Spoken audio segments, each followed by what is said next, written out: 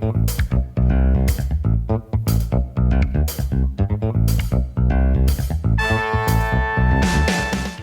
is John Zaninovich. Welcome to Move My Mass. You'll be hearing from great guests talk about balancing life and being fit.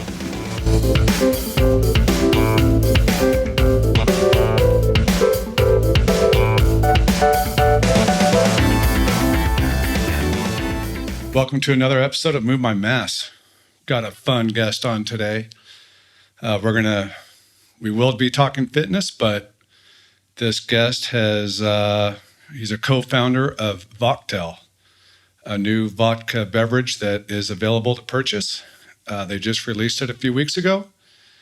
Not only has he done that, but he's also in produce sales and in real estate. So he's quite busy. Looking forward to chatting with him today about how he started this company up. And it is a great story, actually. So I'd like to welcome Oliver Sill. Hey, thanks for having me, John. Hey, thank you for coming on. Can't wait to hear about this. So let's just get to it. How did you and your cousin get started in this? What started it? So about 4 years ago, my family, we are big fans of drinking vodka. And so it's always common, at night and on the weekends to get together and pour vodka sodas or any kind of vodka drink.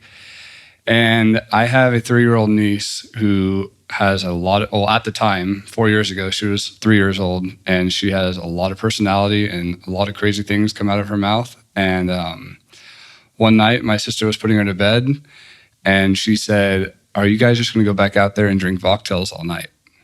And she randomly created this word out of her mouth, out of her imagination. And my business partner and I kind of, she's a relative, and we kind of said quietly, I think this word is going to have value.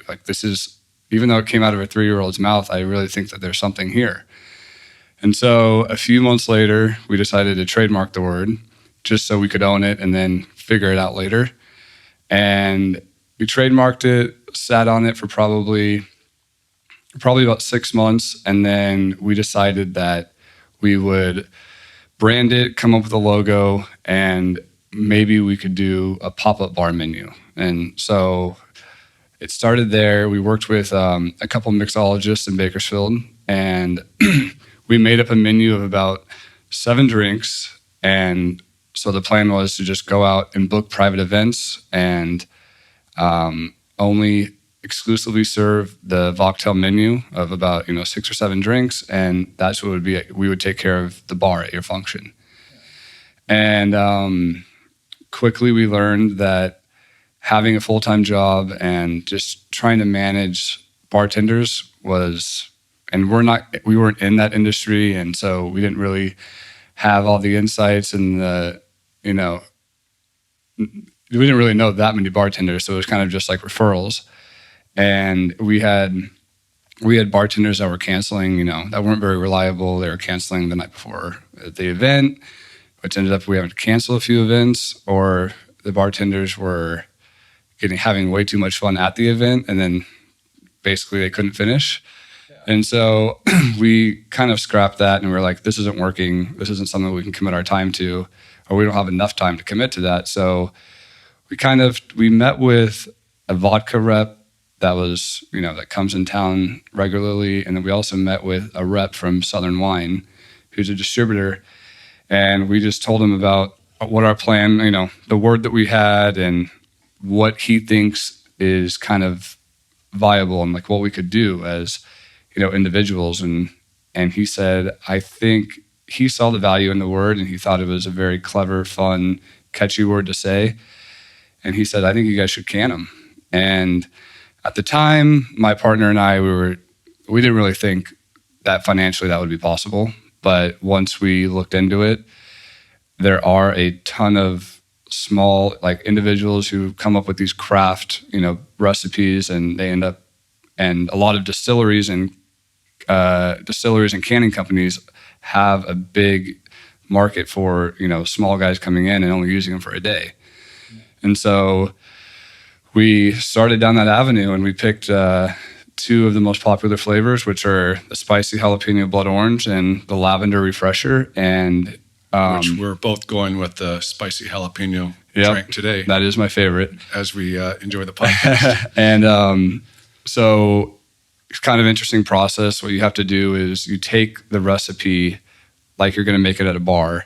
You have to hand that over to what they call flavor companies, and basically they have to tweak it to make it commercial, so you can make it in 1,000-gallon batches and those things. So doing that right when we started that is when COVID hit. So usually you would go down to the company, and this company was in Orange County, and you would sit with their chemist, and you would sit there for a day and go back and forth with the sampling.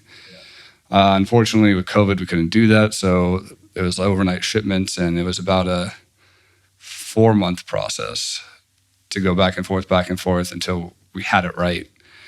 And then from there, it's just, having all the branding, the labeling done, and, booking the canning date. We would have been able to launch sooner, but again, COVID, cans and paper products, like, the 4-pack paper product here, all delayed because they're just back ordered because it's, one, the demand is so crazy right now, and two, at the factory level, there's, COVID outbreak, so it shuts down production.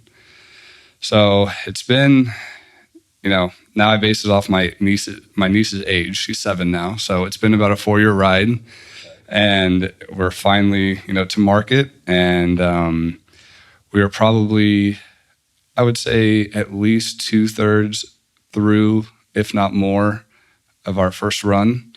So right now, I've already been on the phone at the end of last week and today, booking everything and reordering all the supplies so we can book another canning date. So that's exciting. So eventually, it sounds like this niece might have to be cut into the deal. She has been told that if this app takes off at all, if there's success, she will be taken care of. Oh, I love that. I love that. So being a vodka soda drinker, how did you come up with the flavors instead of releasing a vodka soda cocktail? What made you think of flavors, and how'd you go down that road? Well, we just kind of saw that there was a huge popularity with flavors and, canned drinks. But outside of that, the canned drinks that are available, like, the High Noons or the Cut Waters, or even if you want to go down the seltzer route, like with the White Claws and Truly, they don't really taste like it tastes like either not real or like, using fake ingredients, or it tastes like it's so subtle you can barely even taste that there's a flavor there. It's almost like you're drinking like carbonated water. So we wanted to, it obviously, it costs more money to do that, but we wanted to bring something that actually had flavor to it. It tastes like what the can says it is. And, that was kind of the inspiration behind that. So tell me about the day you went to pick up your first batch. That's a great story. So we drove. We got to be there from the beginning to the end, and this is in Ventura, correct? Yeah, it's in Ventura. So everything is, my business partner and I, we're from Bakersfield. This is all created up in Bakersfield. The only thing that we couldn't do in Bakersfield was physically can it because the distillery is in Ventura. So we went down there, and we didn't really figure out how we were going to get back to Bakersfield until, and that's what I'm assuming the part of the story that you're talking about is how we got it back here. Okay. Right. I had my brother, so we didn't really figure out how we were going to get it back here. We were just, we'll load up, I have an SUV, my aunt has an SUV, we'll load them up as much as we can, and we'll bring back whatever we can. Well, my brother has like a huge truck. So we were like, will you meet us there? And, we'll use your truck and load it up too, and then you can come back to Bakersfield with us for the day. Well, ended up, they just loaded, we overstacked 2 pallets, and they loaded 2 pallets on the back of my brother's truck, and he has an F-250, and we had to put the tailgate down. It took up the entire, to the edge of the tailgate. His truck went all the way down to the wheel, like the tires, it seemed like. And they strapped it down, and we drove from Ventura back to Bakersfield 55, 60 miles per hour on the 5. We were honked at by semis, and it was the most white knuckling stressful experience, but because I thought I was going to lose. That was like almost 2/3 of our run. It was over half of our first run on the back of the truck. And I was like, that would have been bad. yeah. And there's no insurance on it, nothing. Like, it would have just been, it would have belonged to the I-5 if things gone south. But we're never, that's done. We figured out, we're already gearing up for our next run. We have, trucking and all that figured out so it can get delivered safely. Next batch on the way yet?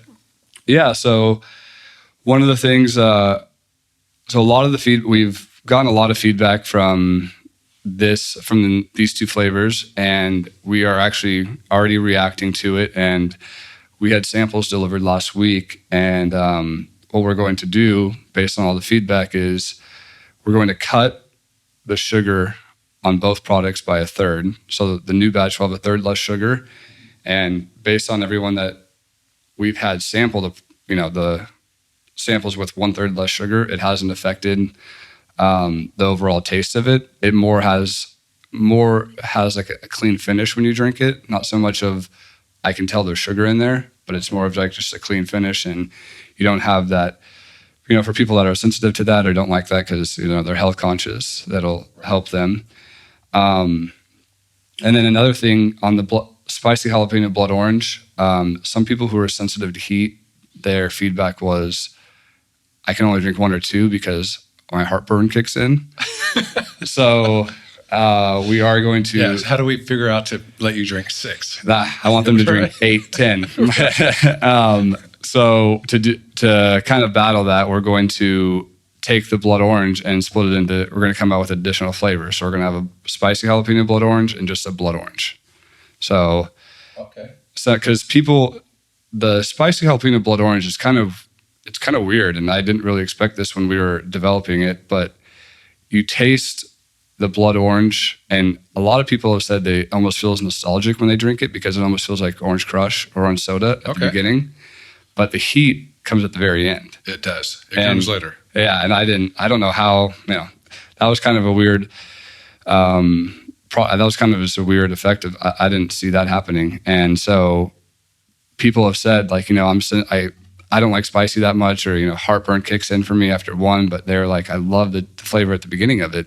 So what we're going to do, it's actually it's a pretty easy fix outside of, having a new can label designed. They're just going to, run the blood orange flavor and can that, and then just add the jalapeno to the cylinder, and then, can the rest with the spicy jalapeno blood orange. So I actually think that the blood orange by itself, I think will have a very good reception, like once it's out. Oh, I'm sure it will. Yeah, because it'll just be easy drinker, no heat, and then that'll also have 1/3 less of the sugar. So I don't think there should be any problem. Once you hit that second drink, like, oh, I've had too much, I think you'll be able to keep going. During the development of this product, were there any times where you guys were almost like paralysis by analysis? Where did you ever get bogged down in who's our market, or how do we get this, or was it just by the gut the whole time? Which direction did you really go during all this? So every single round, like I was saying earlier, when we were having samples sent to us from that company in Orange County, we probably had like 5 rounds sent to us, and before we really figured it out. And every round we would kind of not throw a party, but we'd have like a small gathering, and it would be anywhere from, I can't really have any friends that I could reach out to younger than, I think 25 was the youngest person that was there. And then it was me, my wife, I'm 32. Then it would be my sister and her husband, and they're like 38 and 40.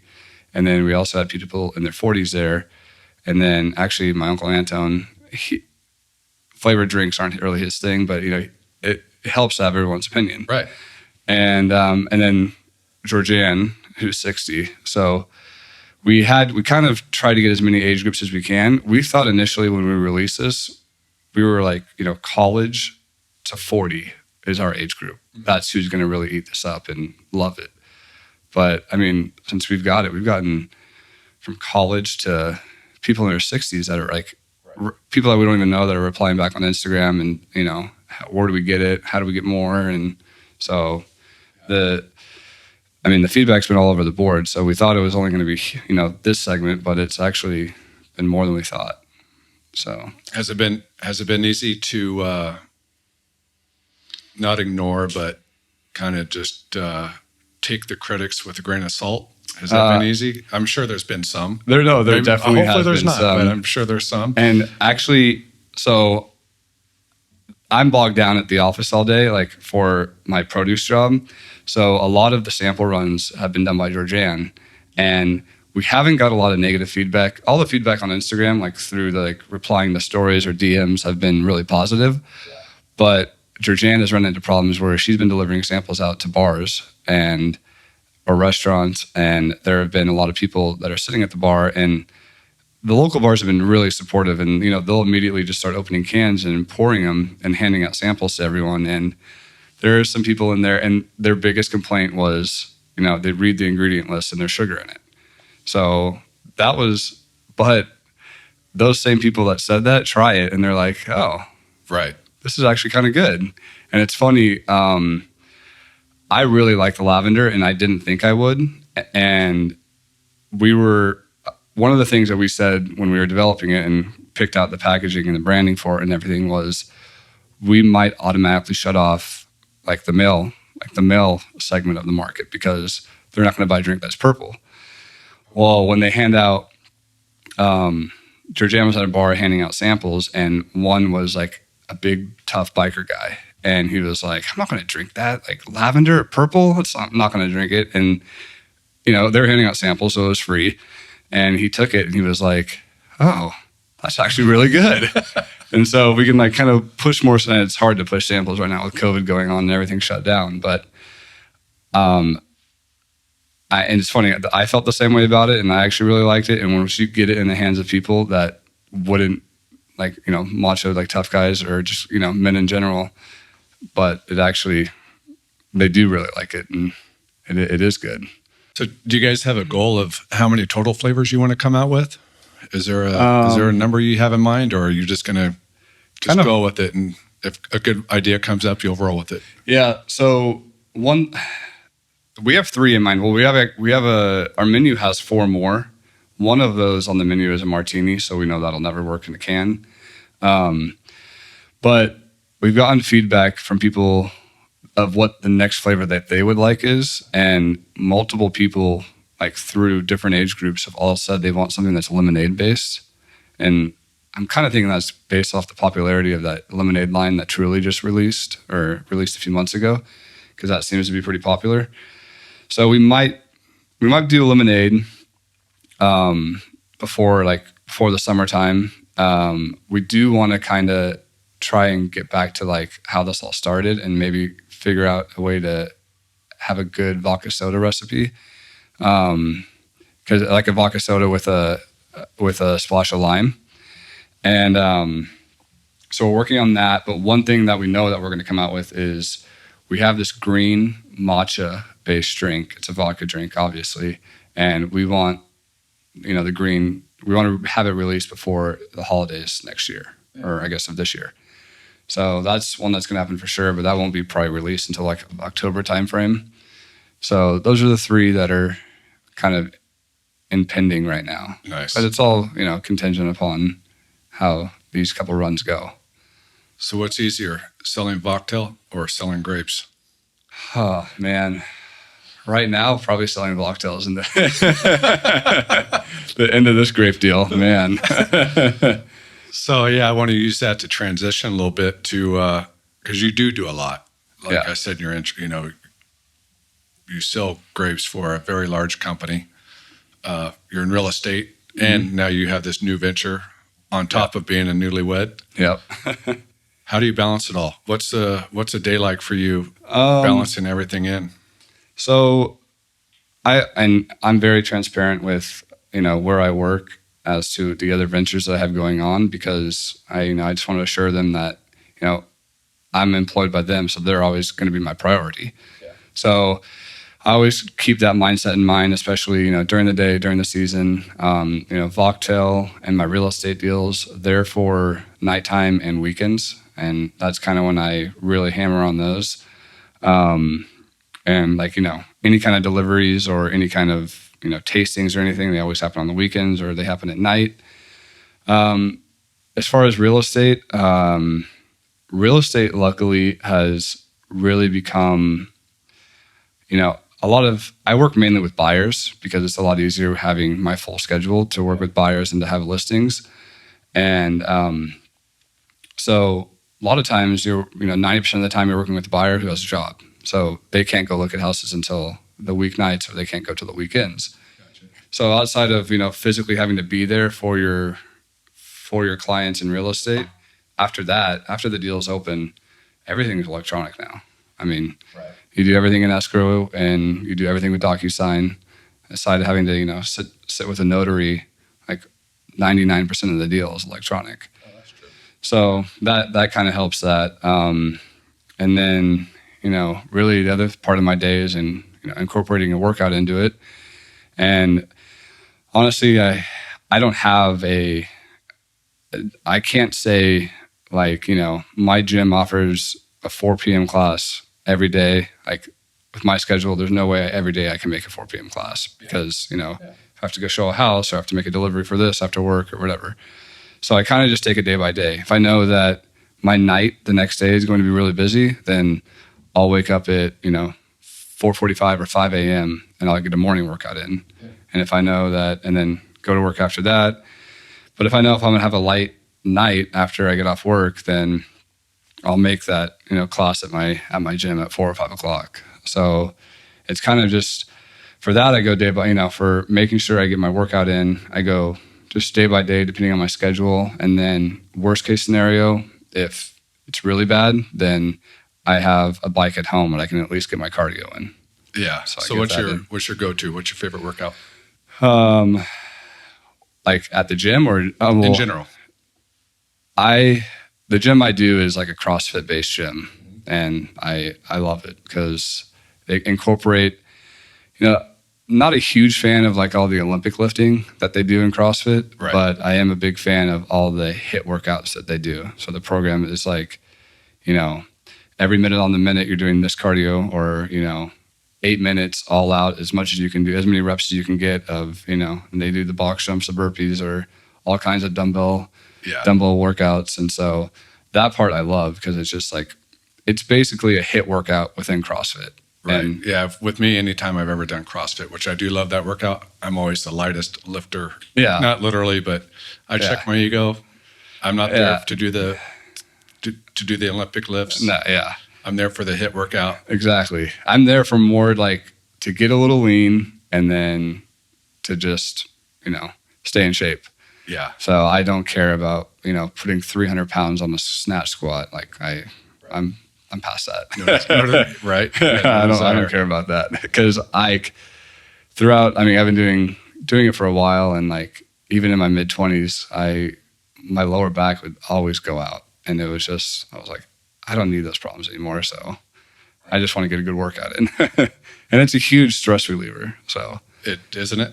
It's the mental part of it that I walk away from it just feeling so much better. Because, a lot of times, like, when there's a lot of things going on, like personal life too, it's just like 45 1 hour minute, like relief.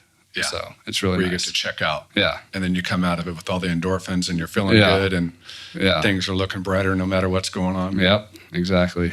It helps out a lot, especially if it's actually kind of nice. Like, even though I only mainly do cardios in the morning, I won't do the lifting, but I really enjoy getting that early morning workout in, like at 5 a.m, because it kind of sets a tone for the rest of the day.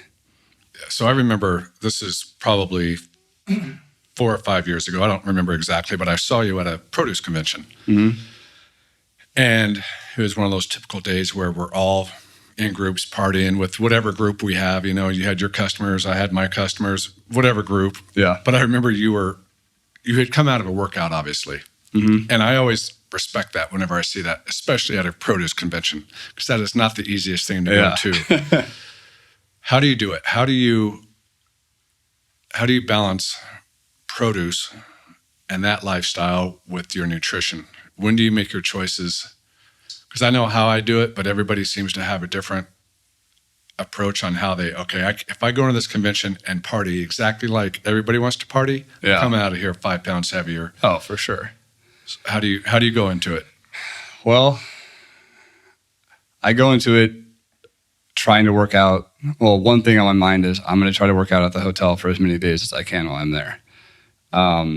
Another thing, I try to be as good as possible when I'm on my own on these trips. So breakfast and lunch, I try to eat as clean as I can, because I know dinner is going to be a mess. Because I know we're going to some steakhouse or some Italian restaurant or, something ridiculous. And so, but I mean, you kind of got to give in somewhere. Yes. So you don't go absolutely crazy inside your own head. Right. And so that, like, if I'm at dinner, like I said, breakfast and lunch are mine. And if I'm with the client or with the customer at dinner, then it's kind of in my head, okay, we can turn this off and we can have a good time. Right. And then tomorrow morning, we need to work out. Back at it. Yeah. And like, I overindulge in the sense that, like, yeah, I drink and I have red meat, but I don't do dessert and, do all that. But yeah, I definitely have a fun night, but it actually makes me feel, in my head, I'm like, if you're going to do this, then I make myself feel more guilty. So the next day I make sure I go to the gym. Right. So that's kind of, sorry. That's kind of my mentality towards it, because you can't always be 100% like eat clean, be perfect, like do all that, or you'll just go crazy. Yeah, you will. That's for sure. And that's exactly, most of the time, that's my approach to it, conventions or just in produce in general. It's like when it's my time alone, eat clean, be good, make sure you get your workout in. And then that way you don't have to look like the weirdo amongst. Yeah. There's also a whole social aspect. Yeah. They want you to eat with them, and they want you to eat a lot with them and drink a lot. The drinking part's pretty easy for me. Yeah. I can do that. No problem. I would rather, I enjoy my cocktail calories more than I do, I think. Yeah. Yeah. I'm going to enjoy my cocktails for sure. The food, all right. We're going to have a big dinner. Yeah. Of course I enjoy it, but it's not the biggie. Yeah. So. What about your wife? You guys like to work out together? Or? Yeah, she is as much about like health and fitness as I am, so that makes it a lot easier. Yeah. She is, she grew up like playing soccer her whole life and, working out, and now she goes to the same gym I go to because they offer a strictly, like, they call it Burn 30, but it's strictly a HIIT workout focused class. And so she goes to that. We have a Peloton bike at home, so like me, if she can't make it, at least we have that to do some cardio on. Right. So, and then we're also joining. I don't know if have you ever done hot yoga before? Have not done it. Heard about it. Yeah, I haven't done it probably actually for basically the whole pandemic, COVID shutdown. I haven't done it, but she got me to start it. It's called Evolve Core. They're opening up a new studio in Bakersfield, and I think it opens up next week. But it's just, the room is obviously like 100+ degrees, but it's not just like yoga. You're doing almost not like a HIIT workout, but you're doing a workout on the mat in 100-degree heat. And I mainly like it for all the stretching aspect of it, because my lower back gets like super tight and just messes me up and puts me out. So we've been doing that. Sometimes you're doing burpees and squats and all this kind of stuff like in this workout, and you're just pouring sweat because it's 110. Just smoked. Yeah. So they're intense. Like they're really good workouts. Is it hot? Is it yoga combined with the workout, or is it separate? Like you do yoga first and then you do the workout? No, it's all together. It's all together. Yeah. And I don't know if they just call it that here in Bakersfield, like this company, but it's called Evolve Core. I don't know if it's like a HIIT. If it's HIIT and yoga combined, it's like what this would be. Okay. But everything's on the mat. Okay. So it's definitely different, and it's completely different than CrossFit. So I thought, because I had finally, she convinced me to go with her, and I'd already been doing CrossFit for 2 or 3 years. Yeah. And it was a wake up. Oh, really? Oh, no yeah. kidding. Yeah. Wow. Yeah. Because it's, CrossFit doesn't really, or at least the gym I go to, we do core, but it's like supplementary, some of focus. Yeah.